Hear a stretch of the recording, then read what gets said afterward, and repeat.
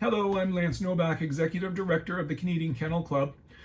Over the first weekend in June, an official meeting of the Board of Directors was held to address key items of business that are very topical right now, as well as important to the strategic direction of the Canadian Kennel Club. Due to the COVID-19 pandemic, the meeting was held remotely. And this represents a historical milestone because for the first time, an invitation was sent to members across the country to view the proceedings live. 88 members participated in the remote gallery on the first day, and 77 were there on the second day.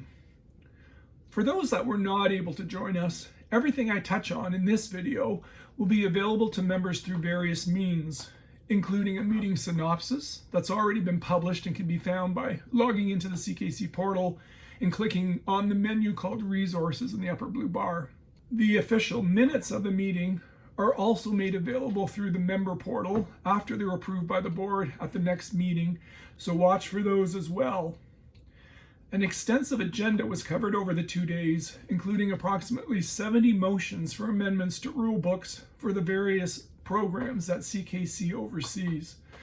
And there are a lot of exciting initiatives underway in support of CKC's core purpose to promote and register purebred dogs.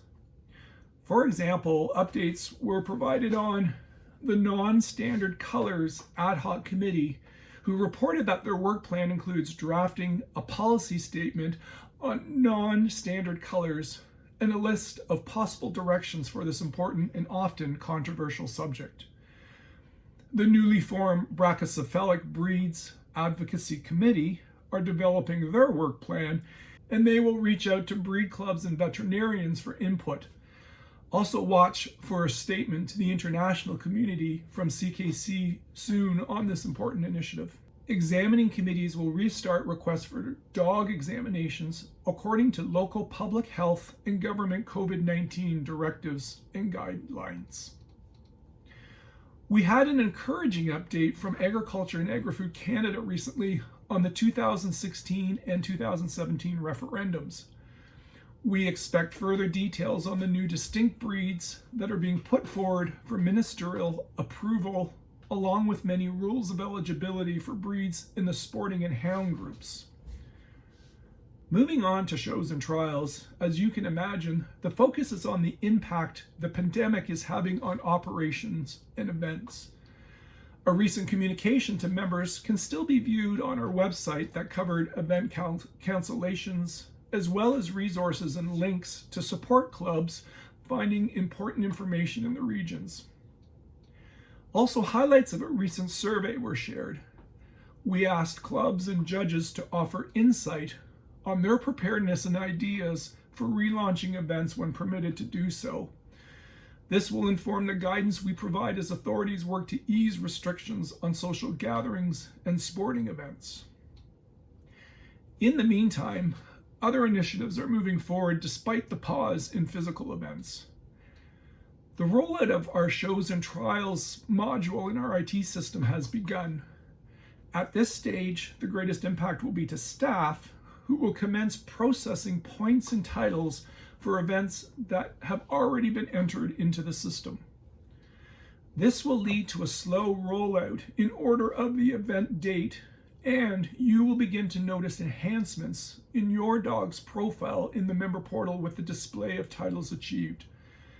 The rollout will eventually include the availability and distribution of title certificates, and we'll be sharing more detailed updates on the shows and trials module later this week. The ad hoc versatility titles committee reported that they are working towards a program for human dog teams to become involved in a variety of CKC activities. It will recognize novice achievements, but also set stringent criteria for teams that aspire to the higher levels. The committee is developing the foundation and categorizing CKC titles for this program. I know that many CKC members are excited about this initiative and look forward to the committee's progress. Keeping on the theme of CKC titles, the board also voted to add new levels to the Grand Champion title. Effective January 2021, Exhibitors will have the additional opportunity to go beyond a Grand Champion title and work towards a Grand Champion Bronze, Silver, and Gold, in addition to the existing Grand Champion Excellent title. Finally, the meeting included various updates on operations. I'm pleased to say that since my last video update, where I focused on the delivery of dog registration certificates, all registration certificates and pedigrees for Canadian-born dogs have now been delivered by mail or emailed in a PDF format. We are now catching up on foreign dog registration certificates and paper certificates for those who originally received theirs in PDF only. Despite the lack of revenue for shows and trials, cost-cutting measures allowed us to break even financially in the month of May, and projections for coming months are being monitored very closely.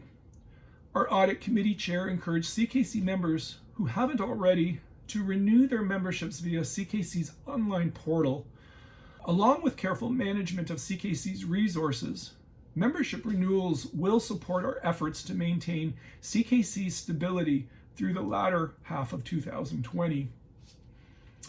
If you attended the board meeting this weekend, thank you for your support, interest, and taking the time to partake in this historic event.